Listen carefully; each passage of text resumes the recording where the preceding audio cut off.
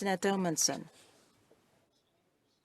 Honorable sénateur, quand je regarde l'enceinte et je vois les participants participer virtuellement à cette interpellation sur Lillian Dick, et je vois ce qu'elle a, toutes ses réalisations, tant professionnelles que personnelles, je me demande combien d'entre nous avons eu une pièce de théâtre en notre nom. Voici l'histoire de Lillian Evan Dick. C'était l'été 2017. Beaucoup d'entre nous sommes allés au Sénat pour aller voir Café Daughter. Nous étions vraiment contents, puisqu'il s'agissait de la représentation de l'histoire d'une collègue, la sénatrice Dick.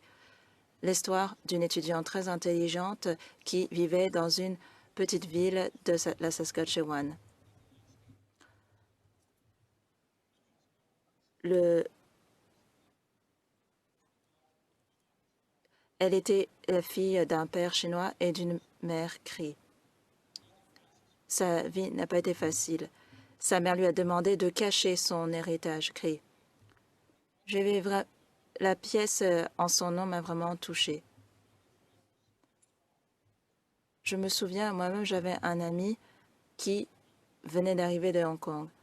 Son oncle possédait un café. De l'autre côté de la rue, il y avait une réserve d'Autochtones. Je me souviens, quand j'étais enfant, beaucoup d'enfants autochtones étaient victimes d'intimidation. Le père de Lillian était propriétaire du café de mon village.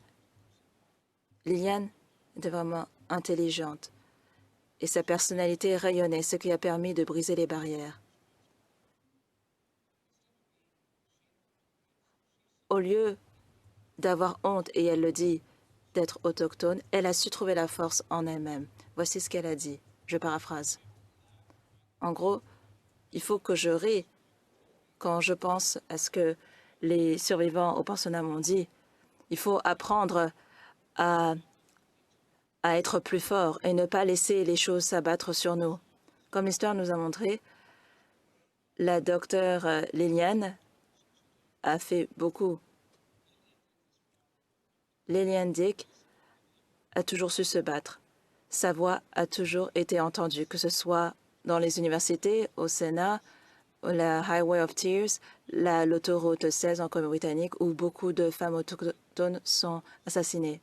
Soit dit en passant, la Highway of Tears est un livre récemment publié par Jessica McDermott. Je recommande vivement ce livre. Au Sénat, nous avons vu le leadership de Lillian Dick en action. Nous avons aussi vu sa compassion.